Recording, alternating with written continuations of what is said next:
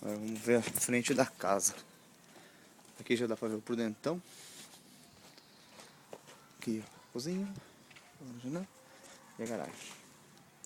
Aqui é laje. Aqui, vamos sair. Condaime aqui. Aqui é um jardinzinho, vai ficar bonitinho. Aqui você vê o dentão lá de frente. Aqui é um condomínio fechado. Tudo aberto. Olha o terreno vazio. Mais ou menos.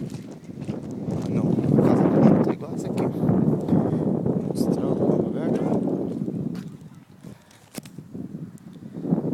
Aí. Igual essa.